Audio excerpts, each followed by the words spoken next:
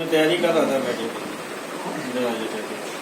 आज मैं तैयारी कर रहा था तो प्रभु ने मुझे जो बताने के लिए बोला, जो चीजें मेरी तरफ से कुछ भी नहीं है और मैंने सब तैयारी करी है, प्रभु से मांगा है और उसने दिया है। हम लोग देखेंगे आज के लिए हमारे, क्योंकि जिस तरह से हमें शारीरिक खुराक की जरूरत होती है, आत्मिक खुराक की भी उतनी ही जरूरत है।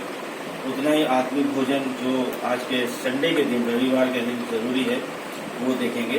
तो जो शब्द मेरे दिमाग में आया, दिल में आया, मन में आया, वो था लाई और लाइन। हिंदी में क्या बोलेंगे? किसको? लाई और लाइन को, झूठ बोलना।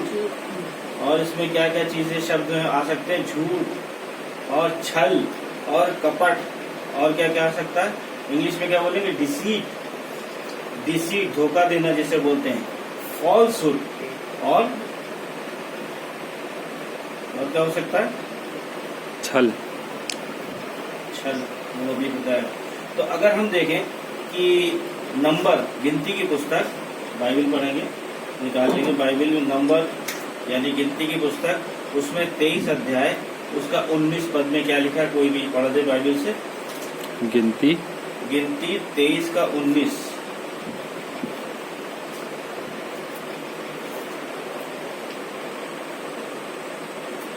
ईश्वर मनुष्य नहीं कि झूठ बोले, और न वह आदमी है कि अपनी इच्छा बदले।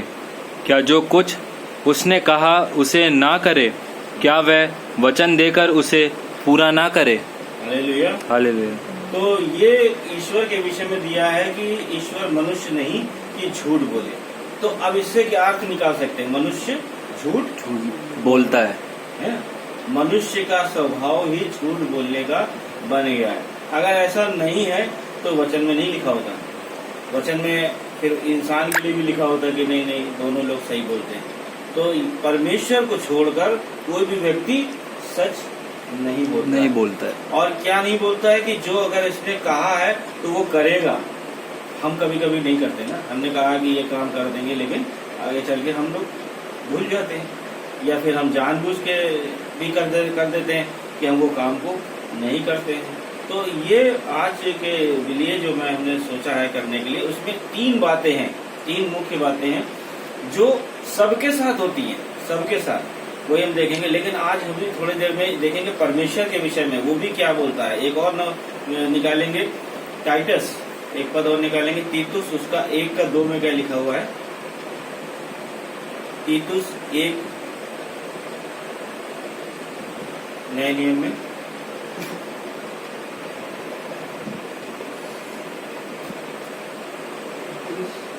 1 का 2। In expectation of eternal life, which God, who cannot lie, promised before the world began. Hindi में भी पढ़ दें, मिला? 1 का 2।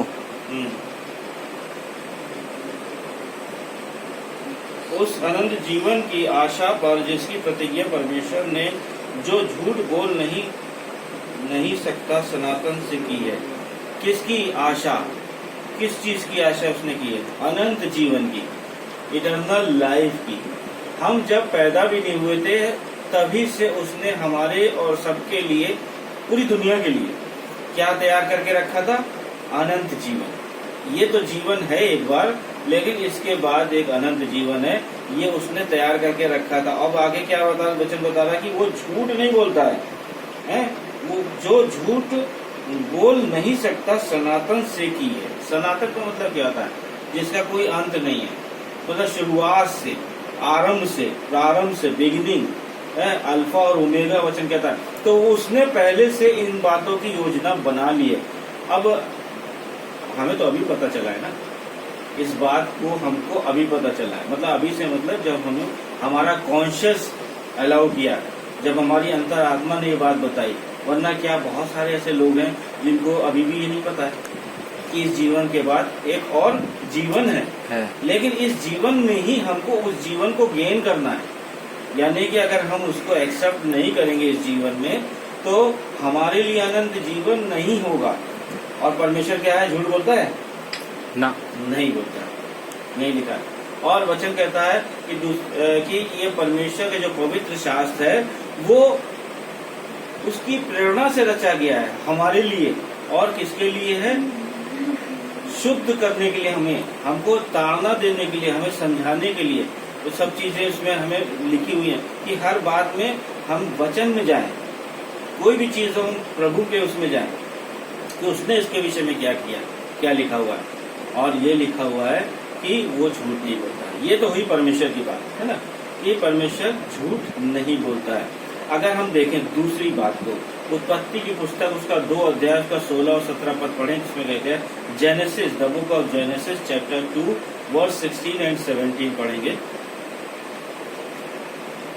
And the Lord God commanded the man, saying, You may freely eat of every tree of the garden, आगे, but you shall not eat of the tree of the knowledge of good and evil, for in the day that you eat of it, you will surely die. you will surely die. What the God has said, what did the God say? You will surely You will surely You die. will surely die if you eat that fruit of the knowledge of of the good knowledge and good and evil. evil. यानी कि जो वृक्ष वाटिका के बीच में लगा है उसके फल को तू कभी ना खाना, और नहीं तो तू क्या होगा, मर जाएगा। Hallelujah, hallelujah. तू मर जाएगा। अब देखिए परमेश्वर ये कह रहा है कि उस फल को मत खाना वरना तू मर जाएगा। तो क्या परमेश्वर झूठ बोलता है? पर अभी हमने पहले क्या देखा, परमेश्वर झूठ नहीं बोलता है। अब यहाँ पर हम 3 चीजों को देखेंगे जो मैंने भी थोड़ी देर पहले कहा था कि वो 3 बातें कौन सी हैं जो हम सीखने जा रहे हैं आज इस संडे के दिन में। तो परमेश्वर ने यहाँ कहा कि तू उस वृक्ष, मैं हिंदी में पढ़ता हूँ क्या लिखा हुआ है। ये लिखा है कि भले या बुरे के ज्ञान का जो वृक्ष है उसका फल तू कभी ना खाना, क्योंकि जिस दिन तू उसका फल खाएगा उसी दिन अवश्य मर जाएगा। आदम से कहा उसने। अब आगे हम देखेंगे, इसी याद रखना, मैं अभी थोड़ा देर में पूछूंगा कि परमेश्वर ने क्या कहा और शैतान ने क्या कहा। अब पढ़ेंगे genesis chapter 3 verse 1 to 5। Now the serpent was more subtle than any beast of the field which the Lord God had made.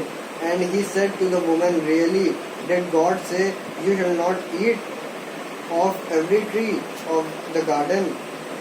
And the woman said to the serpent, We may eat of the fruit of the trees of the garden, but of the fruit of the tree which is in the middle of the garden, God said, You shall not eat of it, nor shall you touch it. That is the most important thing which has come. What's that? Not shall eat, Not- even Not shall touch. Nor shall Not you touch. हाँ, it, और lest you die. and least you die. And the serpent said to the woman, You will not surely die, for God knows that in the day. ठीक, तो यहाँ पर ये 2 बातें हैं। देखिए हमने कहा था ना, परमेश्वर ने क्या कहा था कि तू इस वृक्ष के फल को मत खाना वरना तू मर जाएगा। Surely you will die. और यहाँ शैतान क्या कह रहा है, शैतान ने उसके मन में डाला, हवा के मन में डाला कि क्या परमेश्वर ने वास्तव में ऐसा कहा है।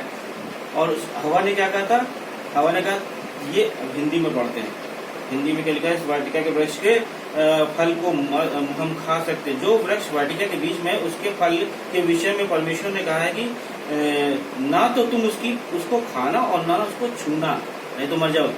क्या चीज जोड़ी उसने, परमेश्वर के वचन अभी खाना तो बोला था, अगर तुम नहीं खाओगे तो मर जाओगे। छूना, देखिए परमेश्वर के वचन में अगर कोई भी चीज मिलावट करती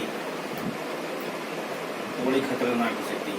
मैं भी यहाँ पे खड़ा होकर मैंने कुछ इसमें अपनी तरफ से जोड़ दिया या अपनी तरफ से कुछ घटा लिया तो मेरे ऊपर मुसीबतों का पहाड़ टूट पड़ेगा। वचन ऐसा कहता है, ये सारी बीमारी तुम्हारे ऊपर आ जाएंगी जो इसमें लिखी है।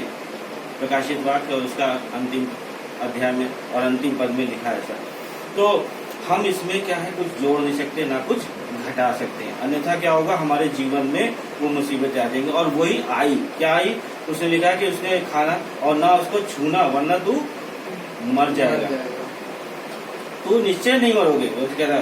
तो शैतान उसको क्या बता रहा है कि तुम निश्चय नहीं मरोगे, वरन परमेश्वर आप जानता है कि जिस दिन तुम उसका फल खाओगे उसी दिन तुम्हारी आंख खुल जाएगी और तुम भले बुरे के ज्ञान को पाकर परमेश्वर के तुल्य हो जाओगे। हालेलुया। शैतान बहुत चालाक है, बहुत ज्यादा चालाक है। ऐसी आज मैंने एक वीडियो देखा, वो मैं सोच रहा था उसको शेयर करूं लेकिन भूल गया। एक लड़का अपनी माँ को पूरी तरीके से पीट रहा है, मार रहा है, और रीजन क्या था, उसकी जो जायदाद थी वो उसको चाहिए थी लड़के को, है, और इसलिए उसको मारा। पंजाब का सीन था, पंजाबी मारा था वो। तो मैंने कहा